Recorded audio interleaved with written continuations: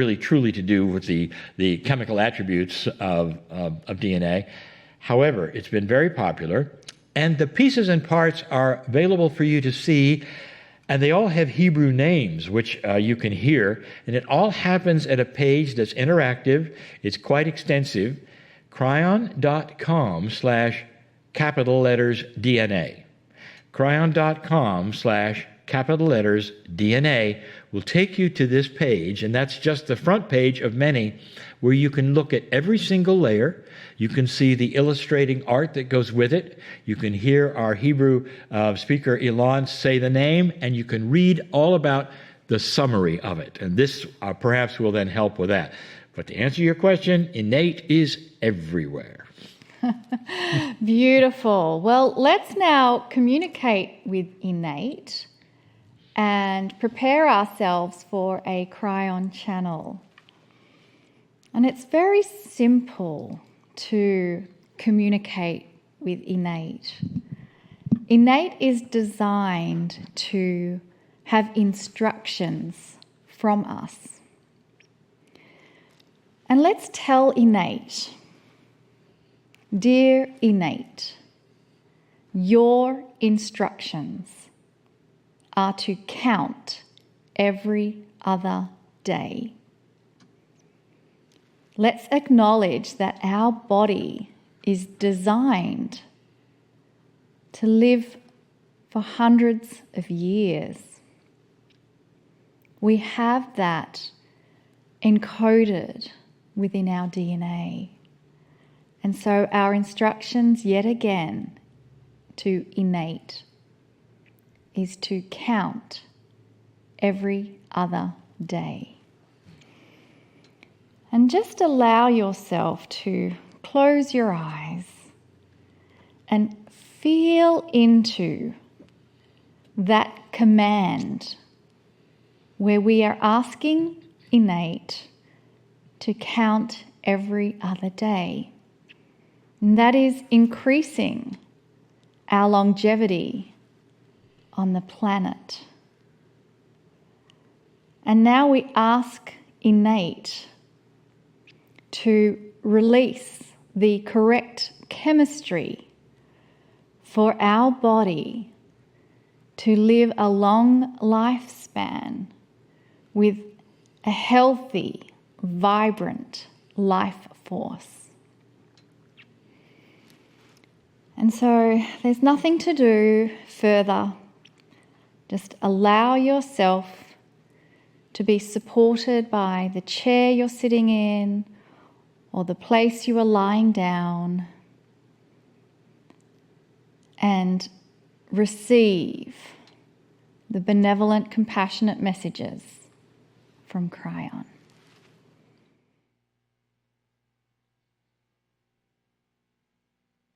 Greetings, dear ones. I'm Cryon of Magnetic Service. Indeed, there's something to be said for the word allowance. It was just given to you.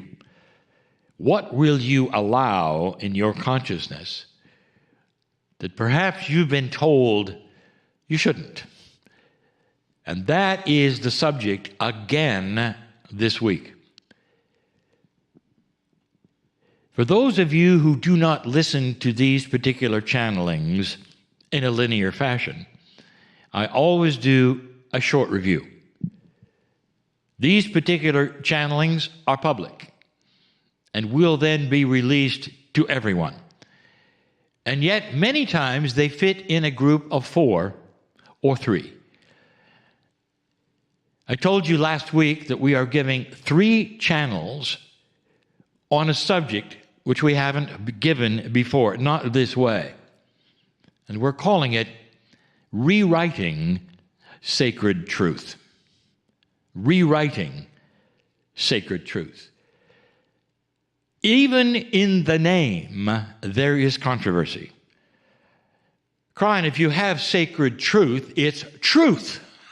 How do you then rewrite a truth? If you will look up the word truth, it seems to be something that is stable and that never changes. That is a truth. And yet you and I both understand and know the truth changes all the time.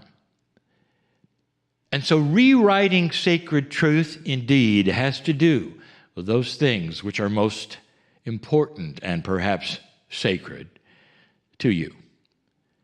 They're about God, the Creator, your soul, perceptions, ideas, rules. Now, to make things even more complex, last week we said that we're going to give you 3, but there truly are 4. But the 4th one is the standard one that we gave you years and years ago when we released the book, Don't Think Like a Human. And so I reviewed it last, I will review it this time, and I'll review it the next time. Always I will review the first and foremost one, and then I'll give you a new one. We told you the last time that there is an interesting perception of what it must have been like for the earth to go from a many gods to a single God planet. This is a monotheistic planet where over 80% of all humanity intuitively now understands one Creator. Now, this is just the first level of, I would say, sacred maturity. The next level is a monotheistic earth that allows all humans to worship the way they please, instead of fighting them for the best way to worship a one God. That will come. But put yourself on a planet where there were always multiple gods, and the sun was always a god, or the moon was always a god, or the earth, or the wind, and they were worshipped as though they were a god. And so you had multiples. And then even when you got into elegant societies, there were multiples. Some of the most elegant societies you had, the Greeks, there were multiples, and they were very human. And that all went gradually to a monotheistic earth, one God, one Creator, and you understand and start to see the love and the compassion. Tell me, what was truth? Was truth many gods, or was truth one? It was a sacred truth.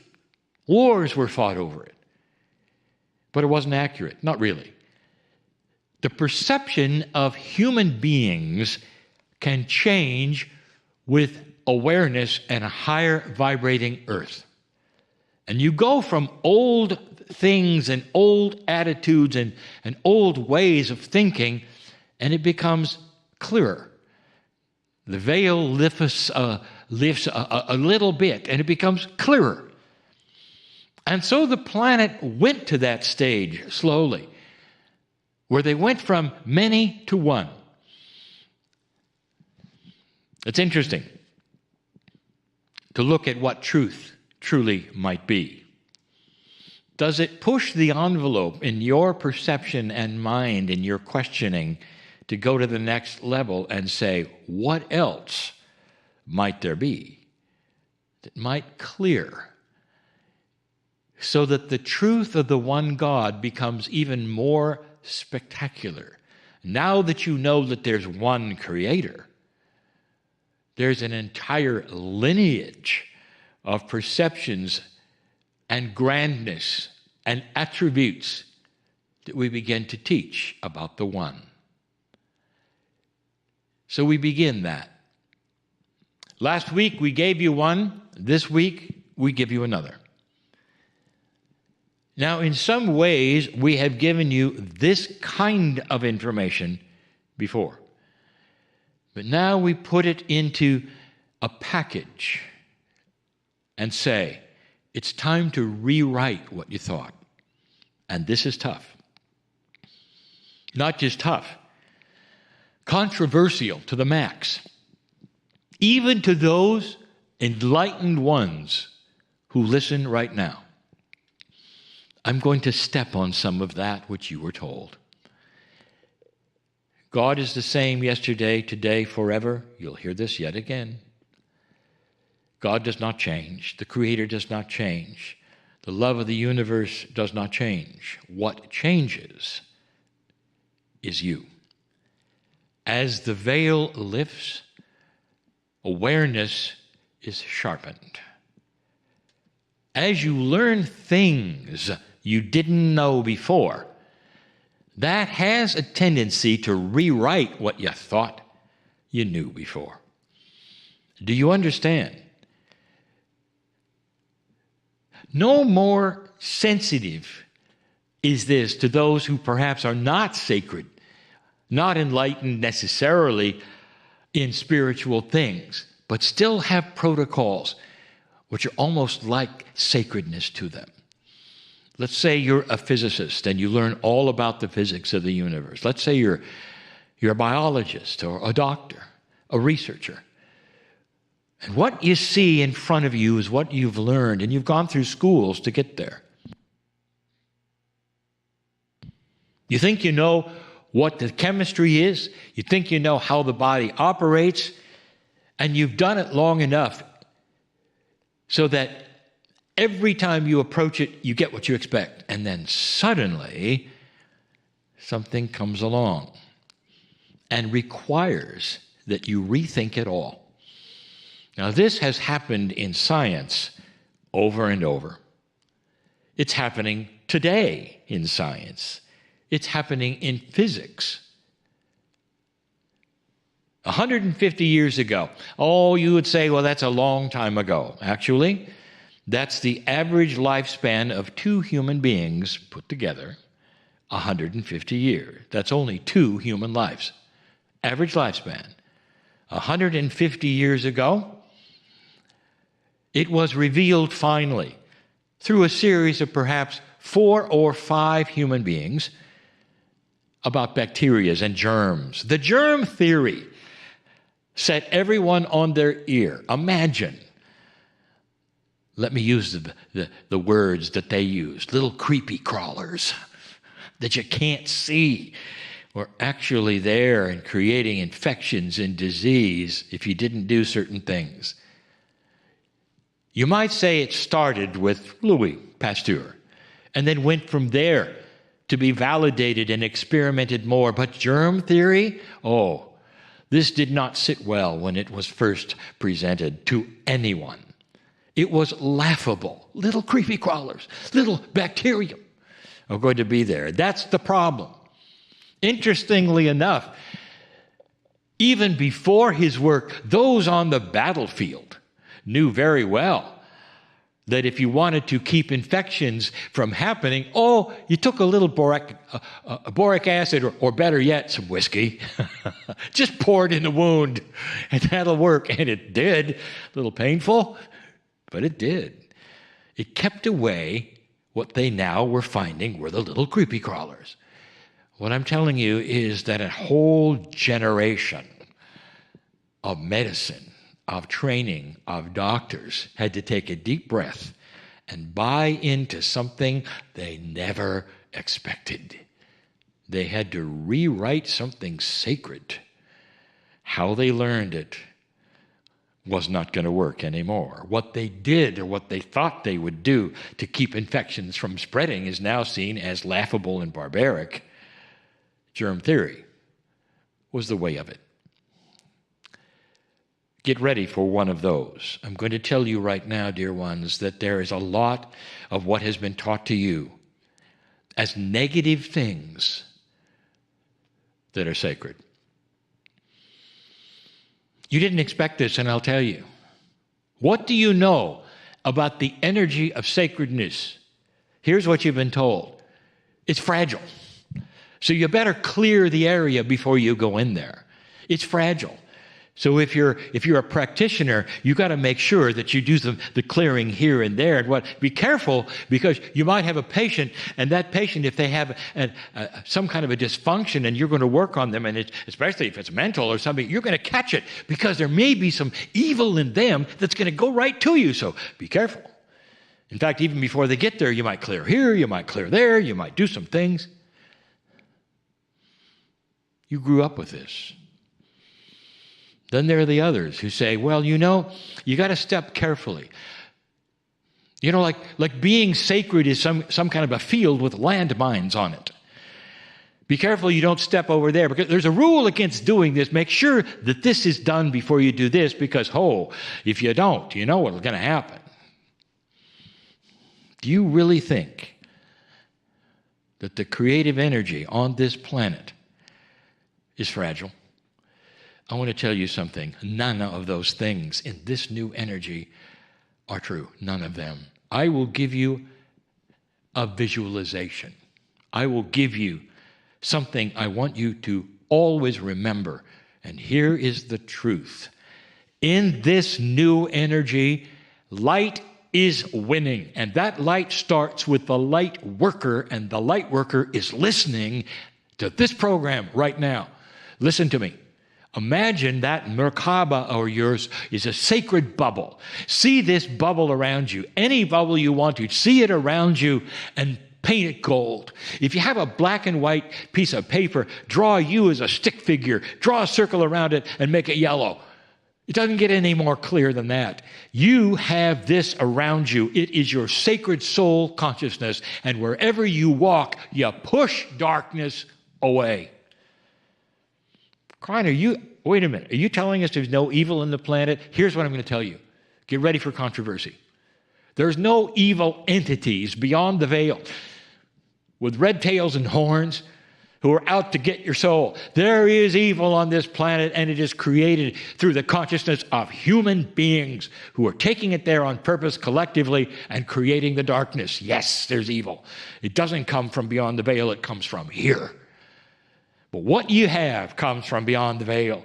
It comes from that soul of yours that we visit in the Circle of 12. And I'll tell you, you push everywhere you walk, the darkness will run from you. Try it. If you're used to clearing, let your own Merkaba clear as you walk forward. For the last few years, my partner has been traveling. And everywhere he travels, whether it's here or whether it's in foreign lands, he stays in a hotel.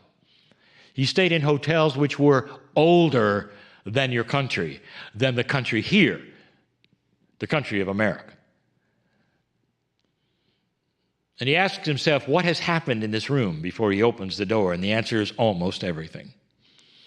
He used to clear the rooms. He used to have others clear before he would go in, because these are the places he sleeps in before he goes and channels. And I told him to stop it. It rewrote his sacredness, and he gasped when he said, stop it? And I said, when you walk into the room, it will clear itself, because you will push light into it. And anything inappropriate for you will leave that room, because it cannot exist there with your light. Did you hear that? Dear ones, things cannot exist which are inappropriate in your field, in your body, with a high consciousness. Are you hearing this? Rewrite the sacred truth that says you're in trouble if you do this, or there are negative things over here, or be careful of this, because that's not true. What is true is that there is only light and love and beauty and benevolence and kindness, if you want it, in this bubble that you push of benevolence wherever you go. The darkness cannot exist.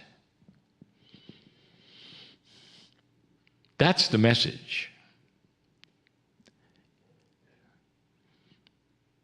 And so it is.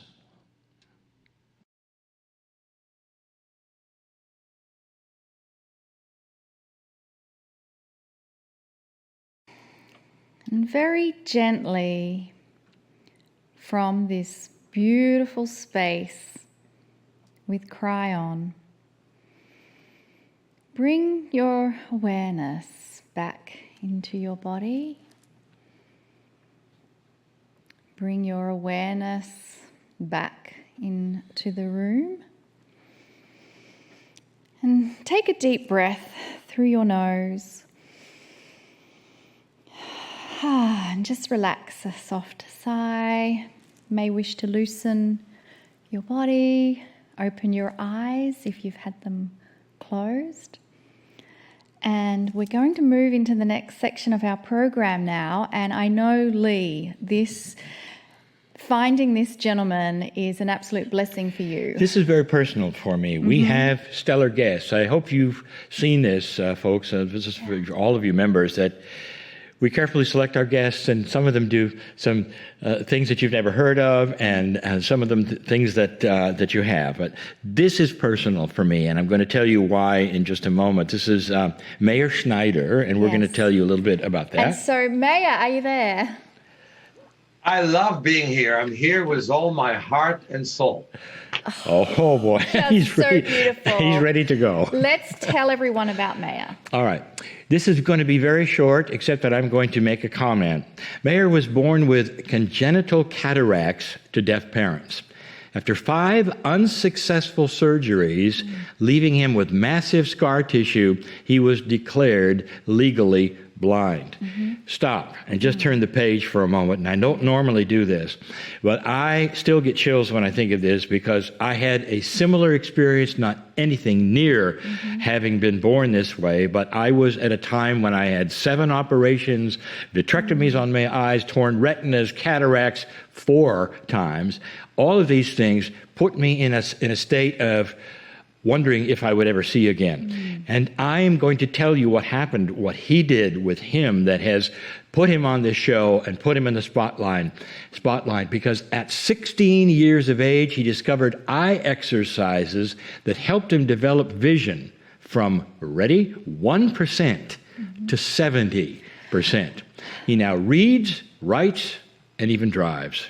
Now, the practices that he used and developed became the basis for the Mayor Schneider method of self-healing, and it's combining breathing, massage, movement, body work, and visualization techniques.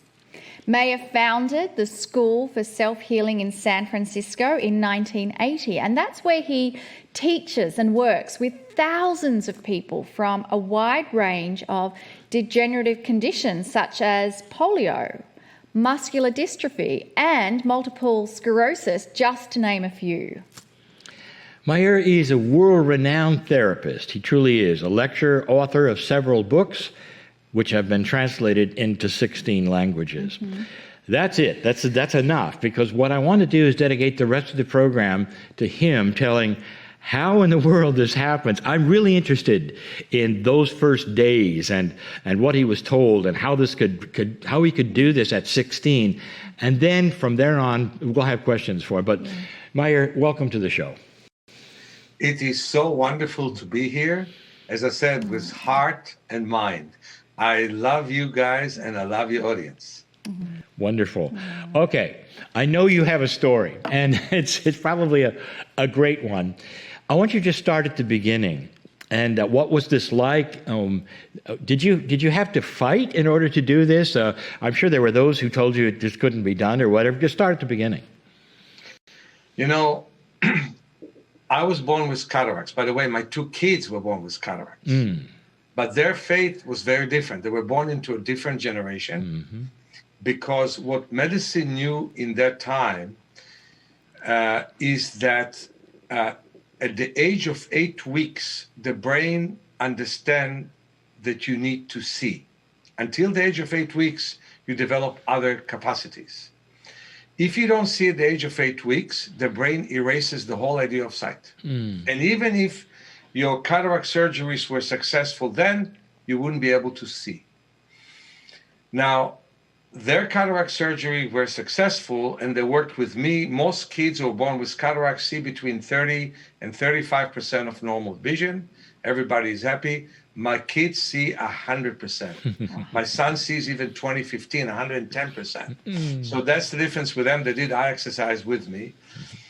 But in my case, I was born into that generation where you're blind or legally blind if you're born with cataracts. And doctors were completely bewildered. They did 5 surgeries with me, and to show everybody, this is a normal lens, and this is mine. That's the result of the 5 surgery. 1% of light can go through. Everybody thought I'll be braille dependent to the rest of my life. I thought about this kind of career in my life. People thought that I'm bright. I don't know why, but they thought I'm bright and that I have good future. I believe them, but at a certain point, I had pain over the fact that my parents are deaf and I'm blind. And kids used to make me very motivated. First of all, I was isolated by other kids. I was in an inclusion class, and kids would play havoc on me and sometimes isolate me. So I ran into the Braille reading. I read a lot. I was the quickest Braille reader in the state of Israel in my generation. And already at sixth grade, when there were students in university, I read more than everybody. But then what also happened, I ran into trouble because I used to behave like other kids. So I rode a bicycle and fell into ditches. And also kids thought that they can play with me. So they hit me and I hit back. And I'm the one who always got into trouble. So to give you that background of not accepting what I'm expected to do as a submissive blind kid is really why I got out of it.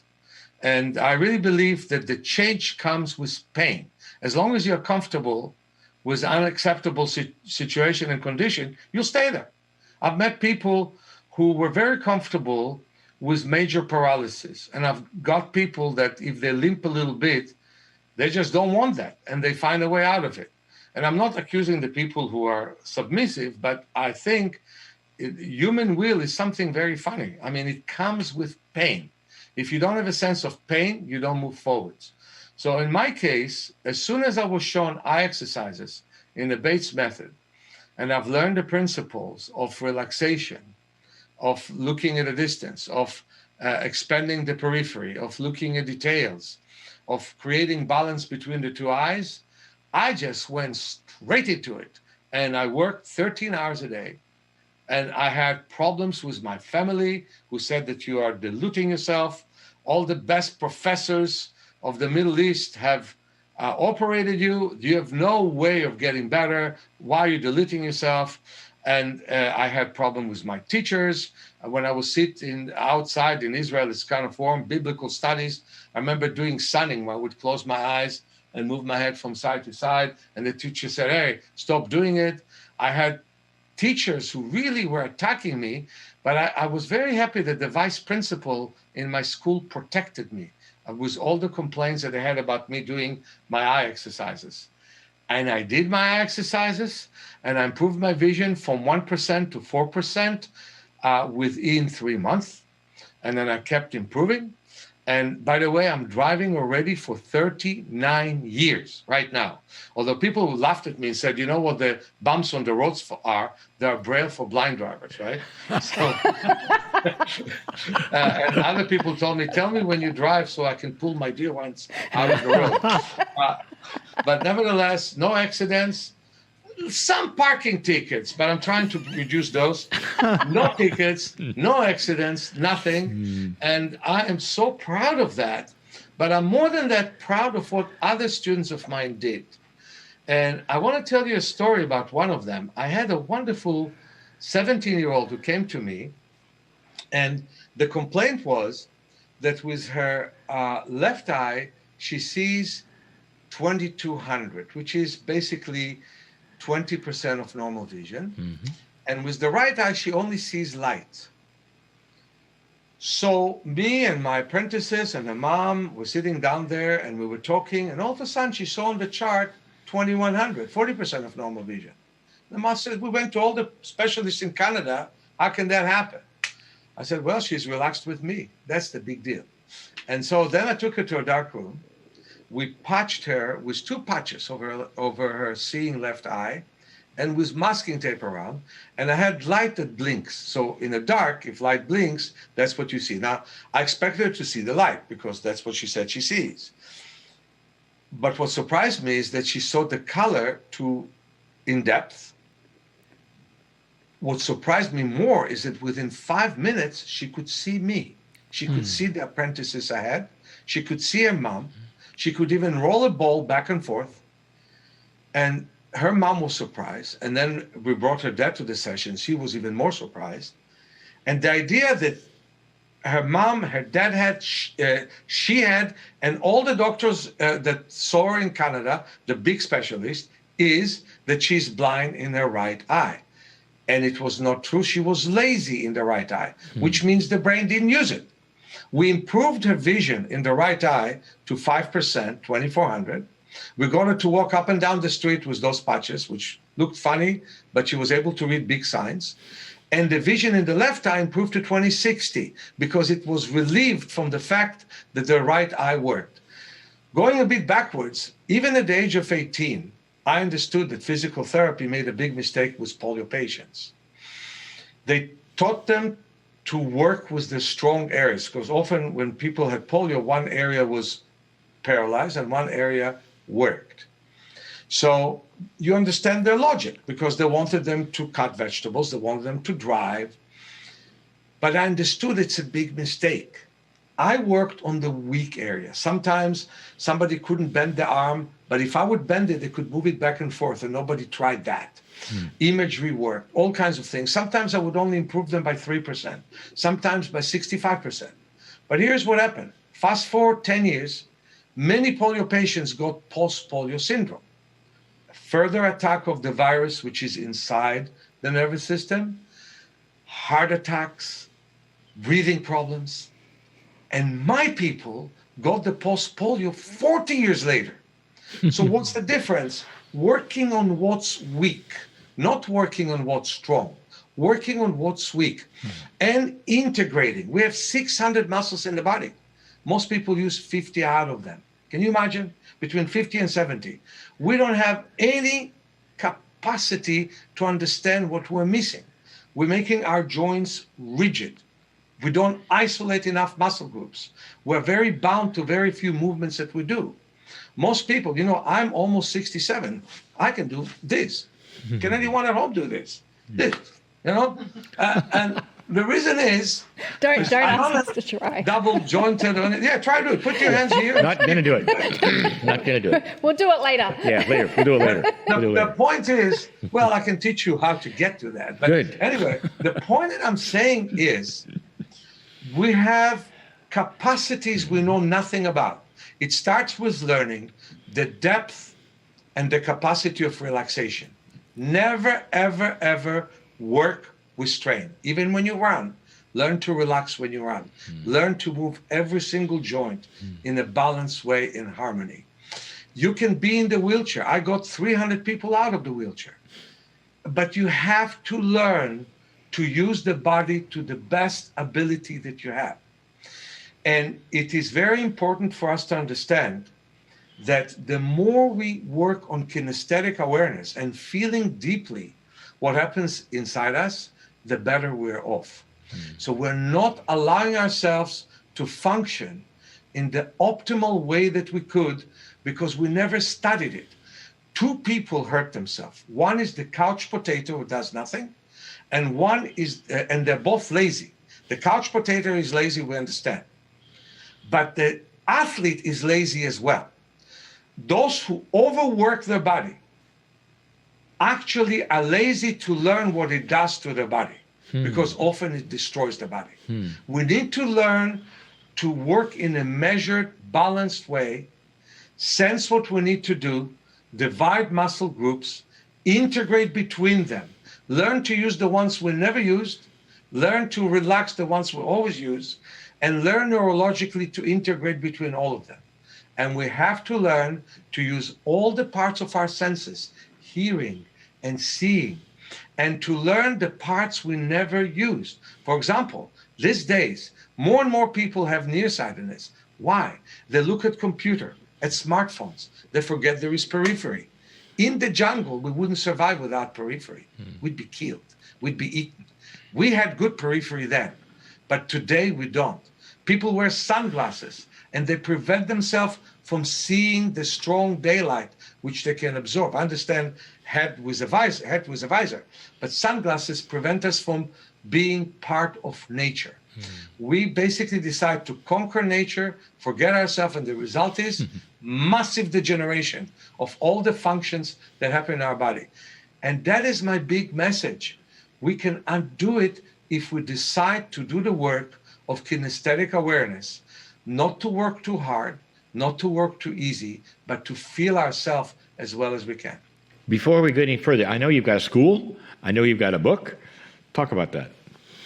Well, I have several books. I have a school for self-healing, and I'm trying to find more people who will study with me to help overcome so many problems. I have my book, Vision for Life. Today, it's the most popular book, translated to quite a few languages.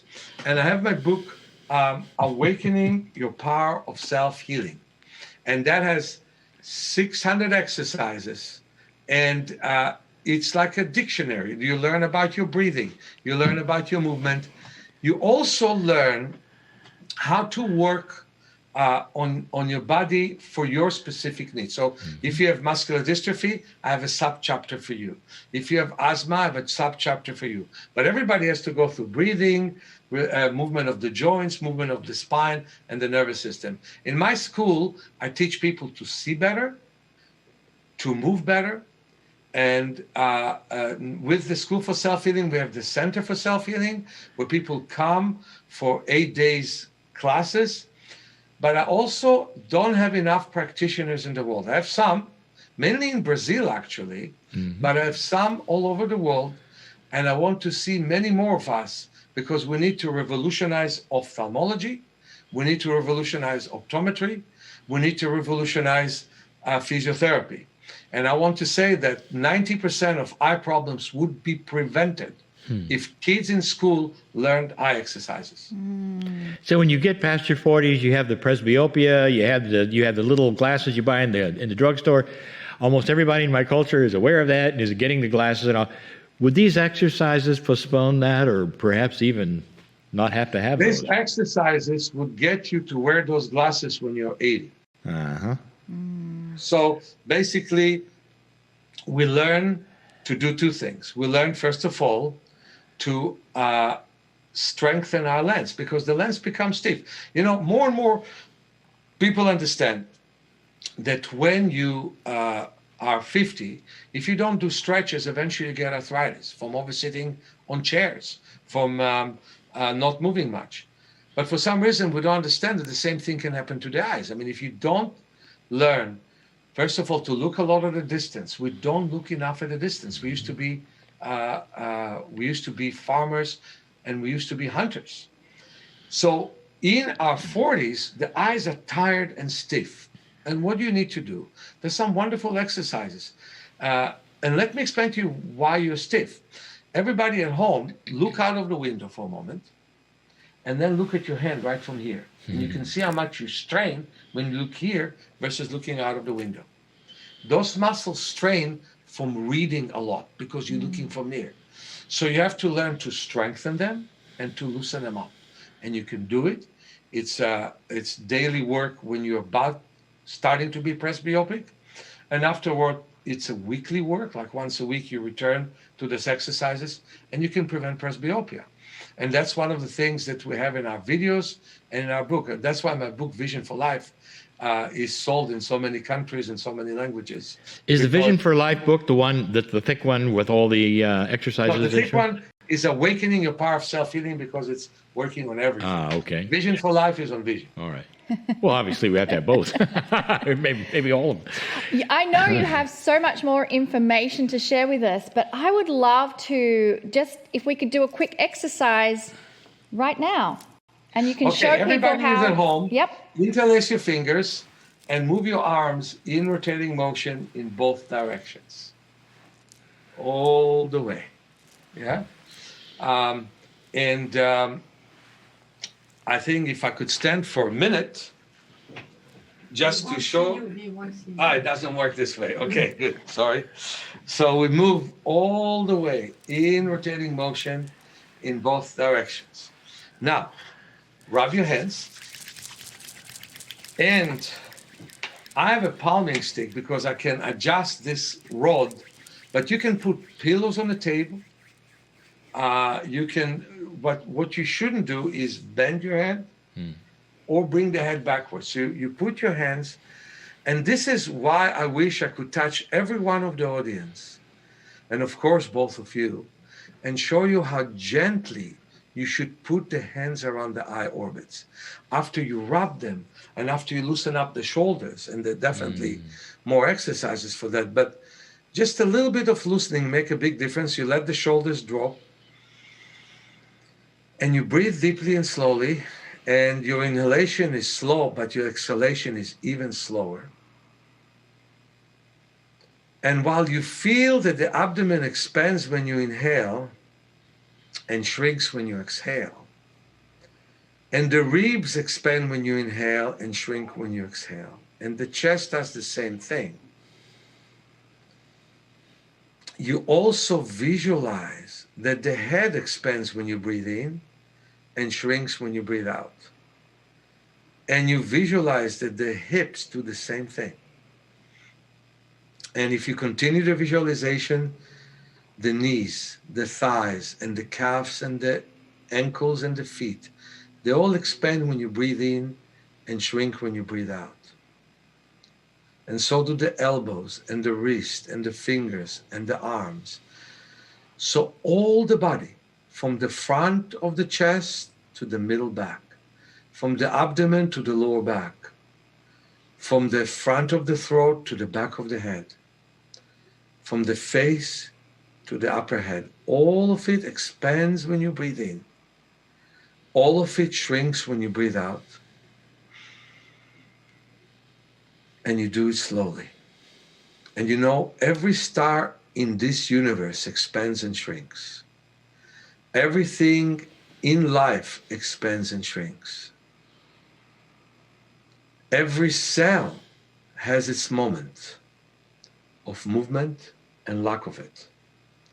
And so what we're doing is we're trying to tune to the universe while closing our eyes, while making our eyes feel relaxed, while making our hands relax the areas of the eyes. We breathe deeply in and out. And there is nothing more powerful than your breath.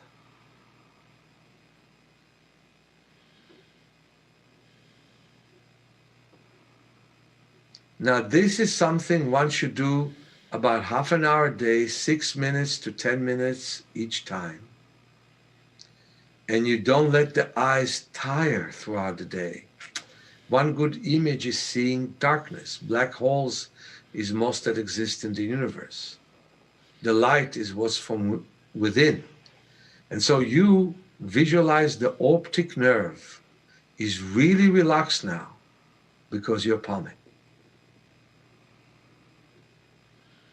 And we can take the hands off and we can do thumbing of the ears. This time I'll make it shorter for this program, but thumbing of the ears is also a good thing to do. You can put your thumbs deeply in your ears. This time we'll breathe 3 times. Normally we should breathe 30 or 40 times, and we could do it once a day. And stop the noise outside and listen to the breath inside. So you listen to the breath, it sounds like ocean waves or like wind. So you put your thumbs in the ears and you breathe deeply and slowly.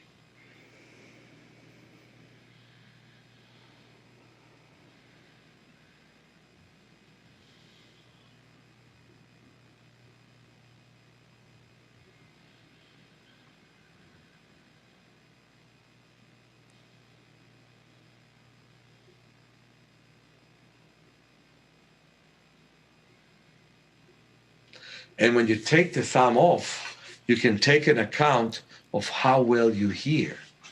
And you probably hear very well right now for a moment after closing the external noise and hearing the internal breath. So the important thing for us is to meditate our body with every movement, with every rest. For example, when people sit on the chair, they should feel relaxed, like the chair carries their weight. They sit on the chair holds them, and they're really relaxed, allowing the chair to simply hold them. Beautiful. Thank you Wow. so much for taking us through that exercise. I have a question because I know others will be wanting to know.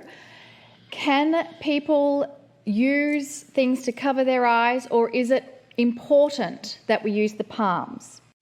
There is nothing like your hands. Okay. You have to prepare them. You have to move the arms in rotating motion, and then the reverse of it, move it like this, but all the way. I can't show it on this screen, but you can imagine the whole way. You can work between your fingers. You can massage your fingers, but there's electricity and energy that comes from your hands into your eyes. I cannot tell you how powerful it is, because I work with people, for example, with muscular dystrophy, and I really know how to touch them because of all my Braille reading. And you feel very thin muscle, but when you massage it really, really nicely, all of a sudden it becomes thicker, which is so beautiful to see in a muscle that became so atrophied. And it is because of the touch.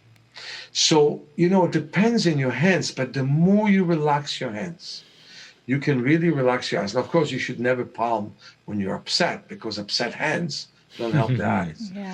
So, you can put something around your eyes. If there's a Velcro, you don't want to do it very hard. I personally sometimes put just a nice cloth over my eyes when I go to sleep. Then when I toss and turn, it falls. And I have the impression of darkness. But there is nothing like being touched by your own hands and letting your eyes relax. And that is so important, that you spend a half an hour a day of taking care of your eyes with your hands. And you would, and of course in intervals, like 6 minutes to 10 minutes each time, you would find yourself being less fatigued, but you'll find that your eyes are being nurtured. And in your case, Lee, if you work this way, you nurture your retina. You get more blood flowing to it. You get much more oxygen in it. And you give it much longer life. So the hands can do miracles. Not only mine on someone else, but yours on you. It's the best, isn't it? Beautiful. What I also like there is what we teach is that your body is not stupid. There's an innate that knows what you're trying to do. So not only are you helping yourself physically and all these things but the body knows what you're trying to do. And that is, I would say, the second layer of healing. Yes. This is what we've always taught. The body's not in the dark. It's what you're doing. Now, we're almost out of time. You have a website, and I think you've got a special promotion that if you do, and I believe we do, we're going to be seeing that in the chat area, and also for the replays. There'll be a link in the replay. Yeah, there will be. But what is your website? My website is www.self-healing.org. You'll see the waves because we're by the ocean. We got a permit by the Board of Supervisors of San Francisco to have a residential by the beach, which is very unusual in San Francisco to get any permit. But we got that. And the reason is